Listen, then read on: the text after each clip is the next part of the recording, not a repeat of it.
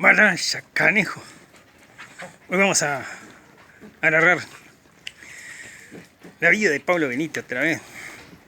Resulta que, como habían dado mal las casas, perdón, las cosas, lo habían mandado a recorrer muy grandes distancias para ir hasta el Carmen del Patagones. Tuvo que ir casi con la mitad de la tropa, junto con el teniente.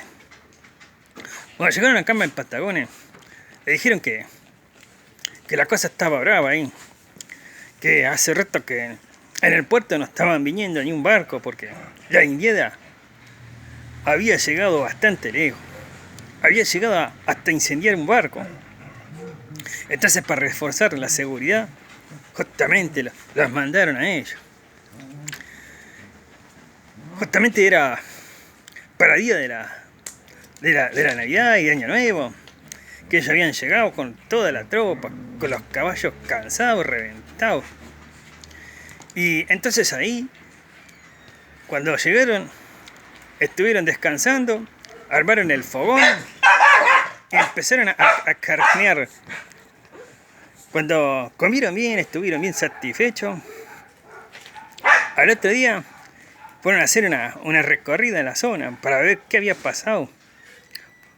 Y vieron que mucha gente estaba yendo para el fortín, perdón, para el fuerte del Invencible del Carmen Patagones. Cuando llegaron ahí, se refugiaron porque decían que el indio Namuncurá tenía planeado un malón.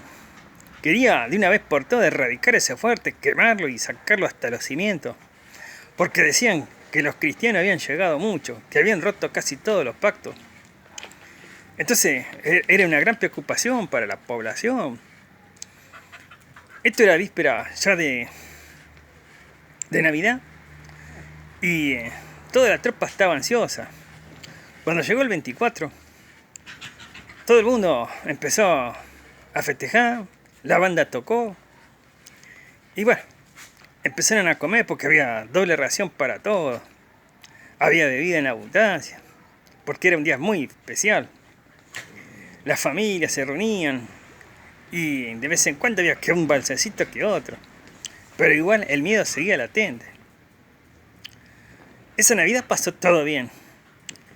Y Pablo Benítez sentía una gran nostalgia porque ya iban a ser 2 años que estaba injustamente en la frontera.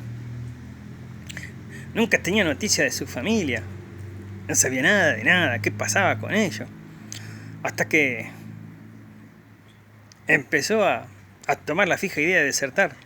Pero siempre era contenido por el teniente, que si no... El teniente se llamaba Julio Soto. Gran amigo se hizo de él.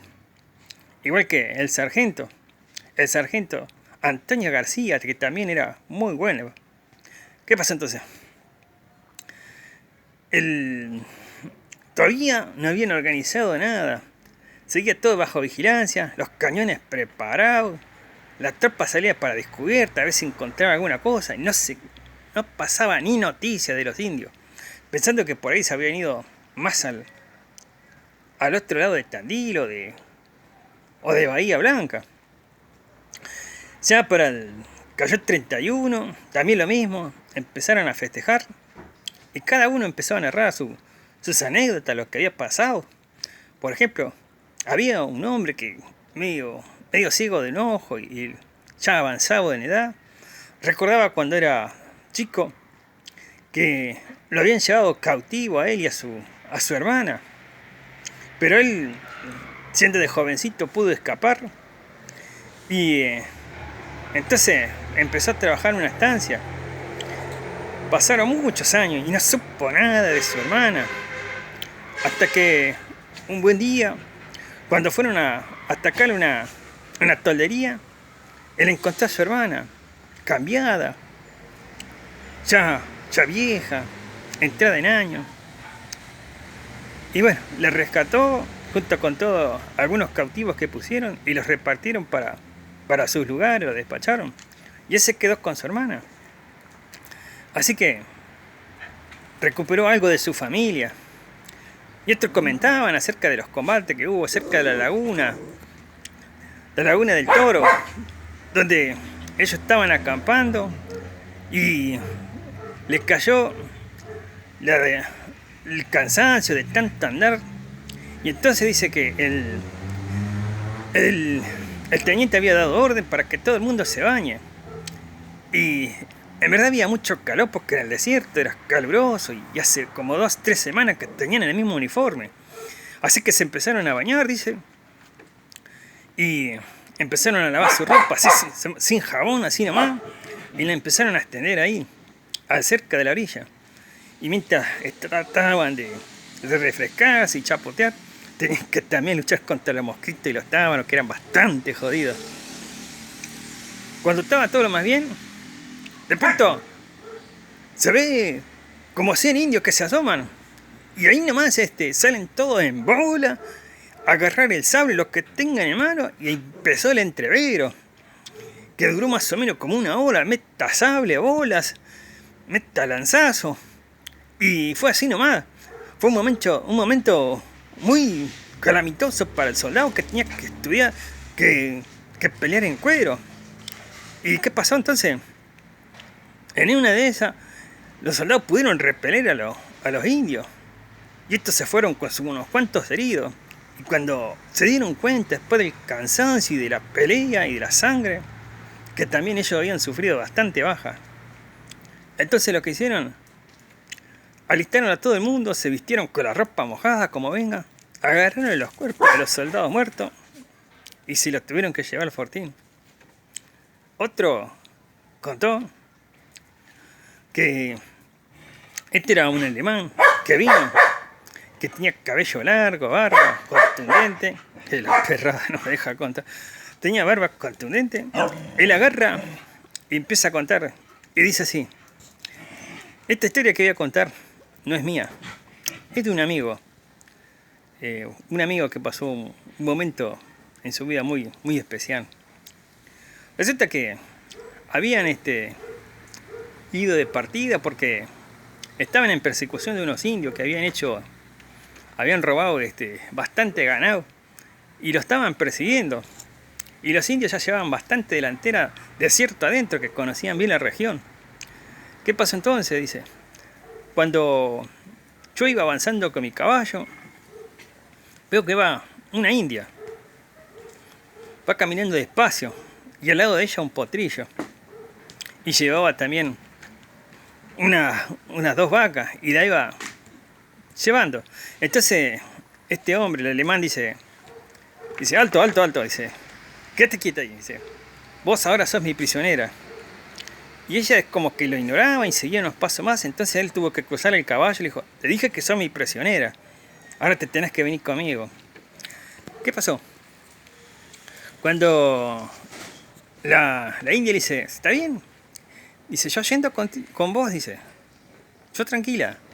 Entonces era una de las tantas indias que quedó rezagada, porque la indiada, cuando roban malón y se llevan el ganado, la caballada, lo que sea, llevan a las mujeres y a los gurises para que lo ayuden a hacer el arreo, y ellos lo tienen que ayudar con varas, con todas esas cosas, guiándolo.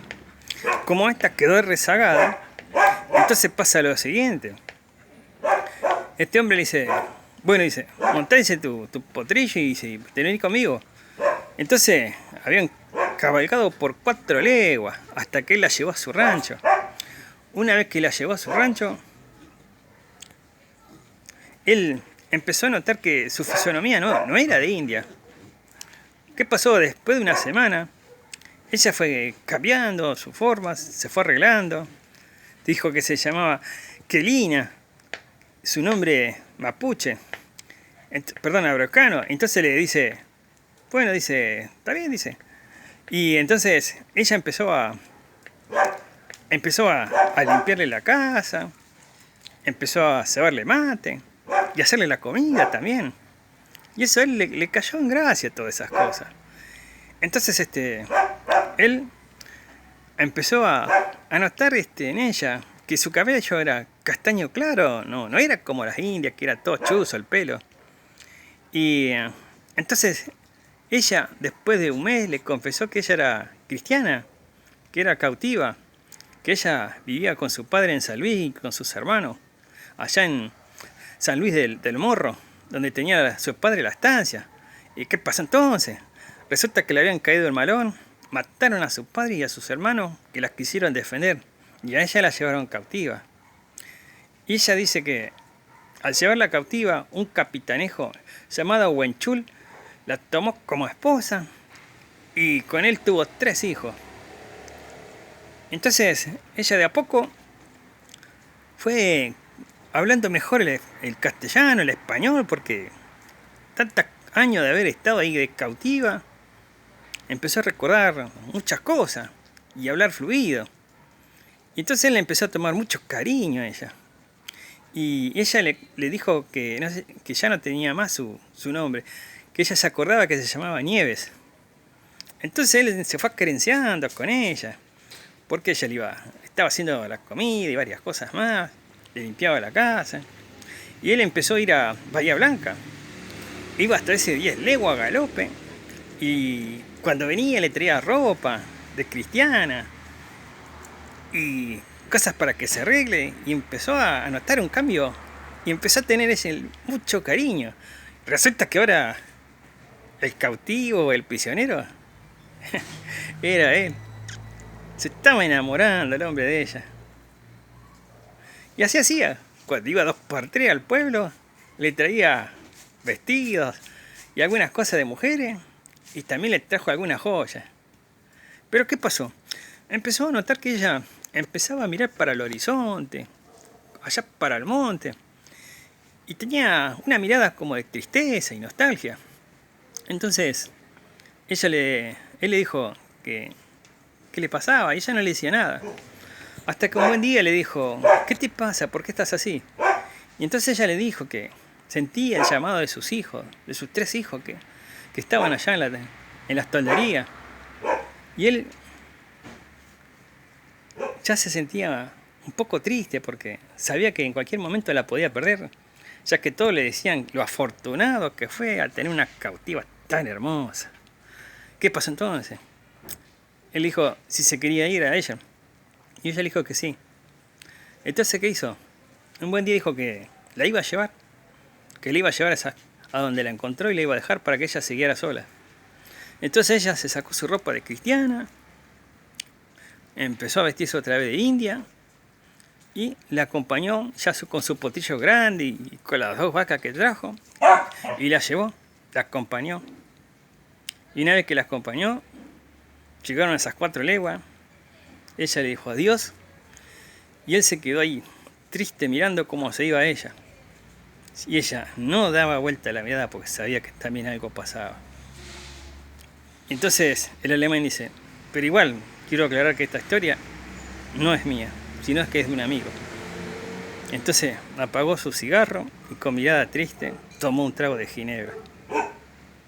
Al oír eso, Pablo Benítez también tomó nostalgia. Se fue, empezó a caminar cerca del cuartel, se subió arriba del mangrullo con una botella de ginebra y empezó a beber, y él también empezó a mirar el horizonte, porque también tenía su querencia allá. Entonces Pablo Benítez tomó su ginebra y se quedó dormido hasta el otro día. Por eso, después de esto vamos a ver qué pasó con la familia de Pablo Benítez, si está bien, si está mal, qué habrá pasado. Pero eso va a ser en el próximo episodio. Nos vemos. Y no te olvides, si no te gusta el relato, escribilo abajo, decime que no me gusta y no seas maula. Si podés suscribirte, suscribite. No seas otreta. Nos vemos. Hasta la próxima.